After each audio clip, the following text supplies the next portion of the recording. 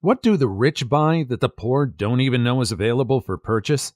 Story 1. A while back, some guy on here was talking about his experience working as a sort of personnel manager for a billionaire and how things are just wildly different for them. The specific example he used was how things work when these people want to go on a trip and give any notice at all to their employees. What happens is that an advance team gets sent ahead by a few days to scope out the rented or bought location and report back exact dimensions for closet space, drawer space, etc. People back at the home go through the clothing, jewelry, etc., and drop a priority list which is sent to the advance team. The advance team then spends the next 2 days purchasing the list of items. Entire wardrobes, jewelry sets, makeup kits, bathing supplies, etc. Anything they cannot get, not enough time or is one of a kind, like the family heirloom watch the rich dude wears every now and then, is relayed to the house team. The family schedule is arranged such that the moment the family leaves the house on the day of travel, a whole team of people rushes through and packs up the remaining items, only after the family leaves. You wouldn't want to deny them access to their items for even a few seconds, which are then sent ahead to the airport while the family has a lunch or something somewhere. Upon landing, their luggage takes one route direct, and the family takes a similarly indirect route, unless otherwise directed, such that by the time they get to the location, all of their items are not just unpacked, but in their proper organized locations and ready for use without any of the advance team ever being visible to the family. What happens when the family leaves the location? The same situation in reverse, but quite frequently all of the repurchased items are just disposed of in some method. Just easier if not cheaper to eBay than each time the family goes somewhere if they aren't traveling to too many different locations in quick succession. Anybody that's moved is probably in just sheer envy listening to this story. Who wouldn't like a team to move everything for them? A whole team just to transition everything you want to the new location so it's right there and you don't have to worry about a thing. I've moved too many times to not appreciate this. I would love to afford something like this. Wouldn't you? Story 2.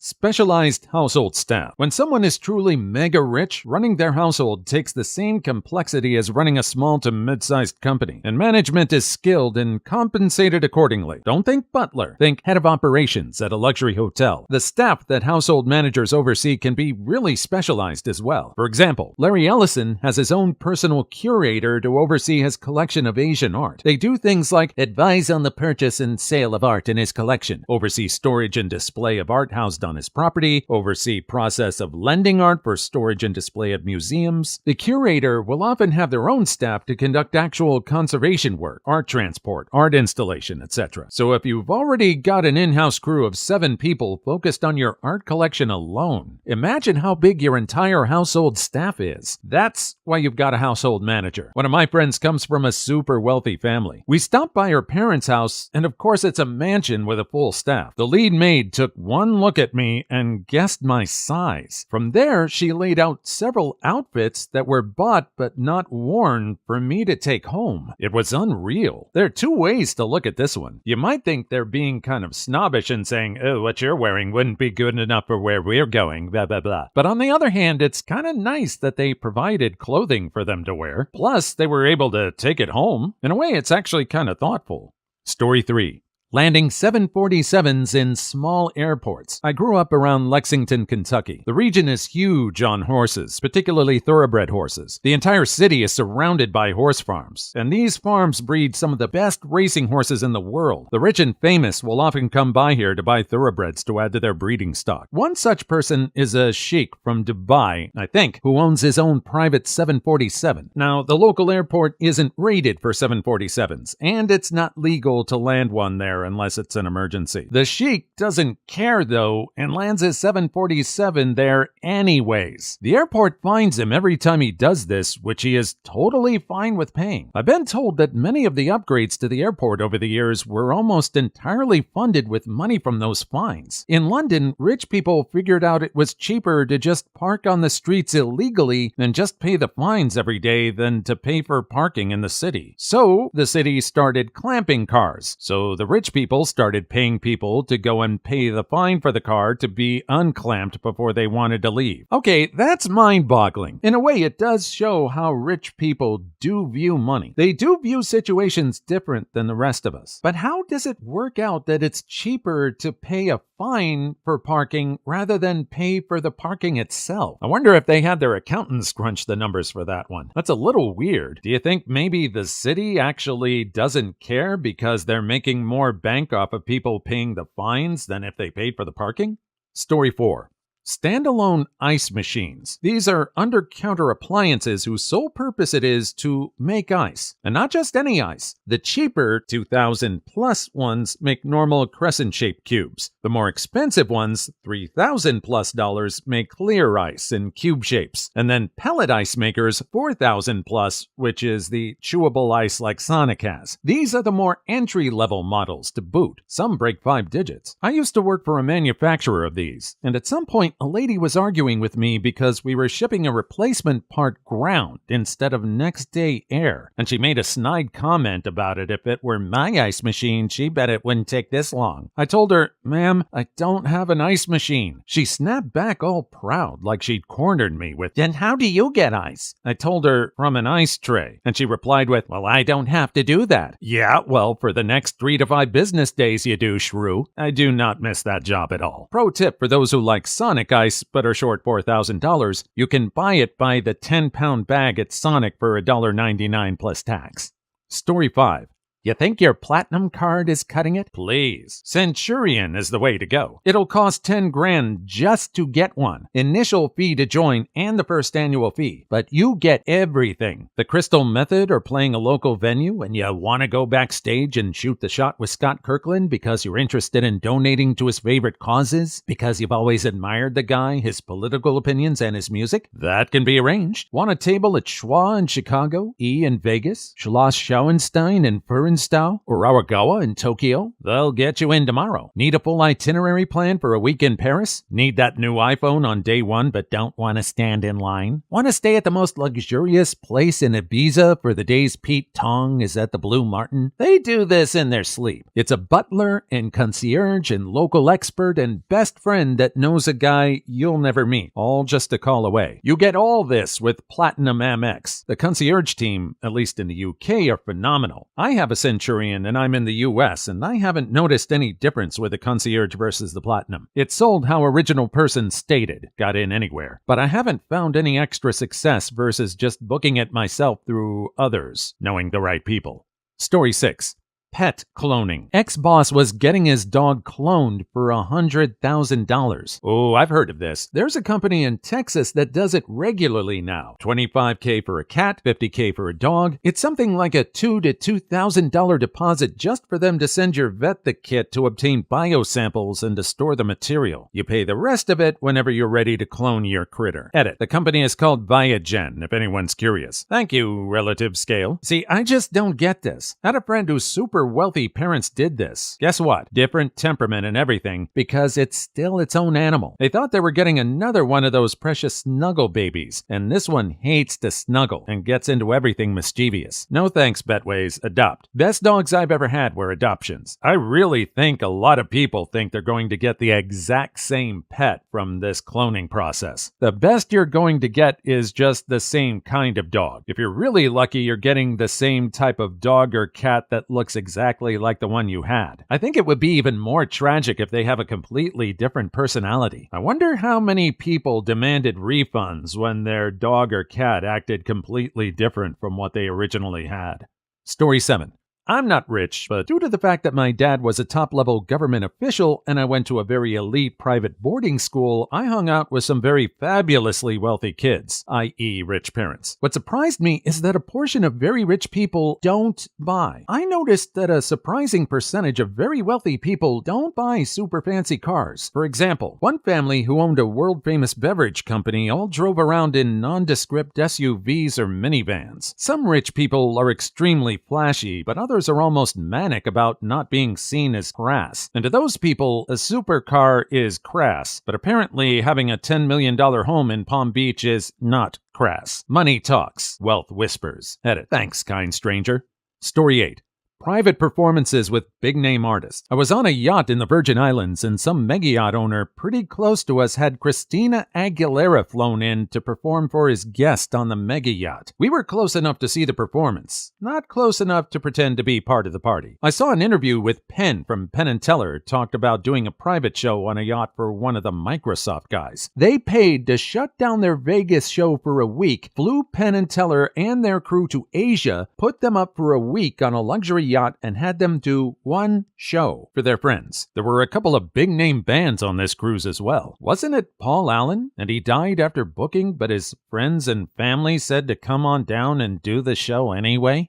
Story 9. Luxury ice cubes. Glace Luxury Ice Company produces perfectly square ice blocks for minimum dilution and maximum cooling. Hand-carved and completely clear, these cubes are sold in bags of 50, and each bag costs $325. That's some hogwash. How much a drink is cooled depends on how large of a surface area the ice cube has and is correlated to the rate at which the ice cube melts and thus dilutes the drink. Either you get minimum dilution by using spherical ice cubes or maximum cooling by maximizing surface area. Both at the same time is just not a thing. I think a lot of us view rich people as being smart, especially if they are able to use their smarts to make a lot of money. There's also the trope of some of them having blind spots when it comes to other forms of knowledge. I wonder if some billionaires who have a science background are not fooled by this kind of thing. And this is our second story in this video about rich people and ice. Why would someone invest in something that's just going to turn into water anyway? Story 10. Something they do that most people don't know about is buy entire libraries at once. My sister used to work at a bookstore and told me someone came in and wanted to furnish their library with a library-size purchase of books. They just wanted cherry-picked bestsellers left to the discretion of the people working there. It sounded wild. Edit. This place is a wealth of knowledge, and I'm here for it. I had no idea you could buy books by the foot. What a bizarre idea. Some wealthy people also buy books as decoration, with no intent of reading most of them. They buy books from wholesalers by the linear foot, specifying how the books look on the shelves, size, color, material of spine, etc., without any regard for what the books actually are. They just need to fill wall space in the library or office rooms in their homes. That sounds so sad. How can you buy a book and not read it? Story 11. I had a buddy who hired a driver, got him to get a chauffeur's license, and then made sure his Jaguar was long enough to meet criteria as a limo, and then he could legally drink in the back seat. When I traveled with him internationally, someone met us at the door when we were dropped off, and they walked us to our plane. None of that custom security stuff occurred. In Iowa, your vehicle doesn't have to meet length requirements. My husband worked with a guy whose wife got her chauffeur's license so he could drink in the back seat of their sedan. Story 12. Private boarding gate at certain airports, complete with showers, a spa, full bar, lounge, food, a bed, gym, sauna, etc. Total privacy. Your luggage is scanned and taken through security by a concierge, and you're driven to the plane in a BMW 8 Series. Hello, yes? I'd like to order some wealth just so I can have access to the private boarding gate. Yes, I'll hold, thank you. Edit to ad. Shut up, guys, I'm on the phone. And thanks for all the silver and the chuckles. I would love this. I've flown a fair amount, and I don't even fly business class. I always fly economy. The whole process of getting in and out and just getting to the airplane is just exhausting. I'd be happy with just a shower to freshen up before I got on or off the plane. Story 13. Time. All that stuff you do. Commuting, grocery shopping, cooking, cleaning your house, waiting on hold, paying bills. All those chunks of your life that are eaten up by minutia, rich people buy out of all of that routine garbage. Time is all you really get in your life. Rich people buy it back. This is the answer. No need to scroll. Even Warren Buffett and Bill Gates do whatever they can to get back time. The only commodity that is finite. This is the absolute best answer I've seen. Time is the only thing that you cannot get back. It constantly moves by you. I think this should be the ultimate goal of everybody. Story 14. Private jet timeshares. For those not quite rich enough for their own private jet, or those rich people wanting to be a bit frugal. The really rich motto, if it floats, or smashes, you rent it. Edit. No, haven't seen Ballers. It's a very old saying. Drive wasn't in it when I heard it, but it makes sense, I guess. I was a mechanic for a while, and one of the guys used to always say this. Story 15. Kidnapping insurance. Can confirm. I worked for a place where the CEO was very hands-on and would oftentimes fly to countries that were less than stable to sell the product. In case of kidnapping, we had insurance for him, for anyone else that traveled with him that might get grabbed, and contingency plans in place for what we needed to be doing and who to contact in case this happens. Story 16. Everyone knows about mega yachts, but the very rich also enjoy their own trains, or at the very least, private super luxurious train cars. With their budgets, it isn't expensive to rent space on freight lines and an engine, assuming they don't own their own. Sometimes a group of friends will hook their private cars together and motor around a continent having a big party. Now I'm imagining some fat cat in his luxury train car between a bunch of loads of coal and some hobos in an empty boxcar. And California has been promised we'd be getting high-speed trains for over the better part of 50 years. You know how much time the average person could save if they could get on a high-speed train and travel up and down the coast? It would be a lifesaver for a lot of people. It would cut down on traffic. It would do a lot of beneficial things. And here we have rich people just buying high-speed freight cars and just having them stay idle for whenever they want to do something.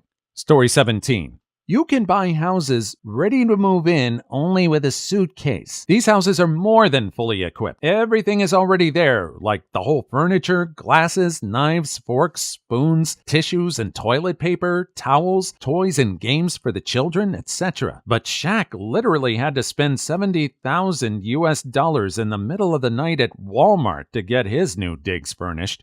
Story 18. Unique items. Occasionally, you see in the news stuff like hat used in some popular movie auction for $80,000 or 5,000-year-old Egyptian statue auction for $2 million.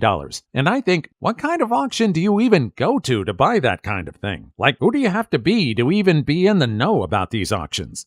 Story 19. If you're willing to fork out $35,000 for the player and $500 per showing, you can watch films that are currently in theaters in your own private home theater. Wow, who would have thought a private showing is only twice as much as a normal movie ticket? Yeah, that one is pretty much on point. Movie tickets are expensive enough as it is. I have a feeling if this company got the price down just a little bit more, they would get more middle class and average people buying into this. Rich people Netflix. Oh no. Story 20. A person to go to jail for you in your stead. This is a known phenomenon in Latin America, but I imagine it happens in other places as well. Certainly amongst the Yakuza it happens. I know a guy who did 8 years for his boss and got paid. Story 21. Underage spicy parties on private islands. Don't forget, Jeffrey Epstein committed self-unaliving. If you were surprised by his self-unaliving, imagine how surprised he was. Story 22.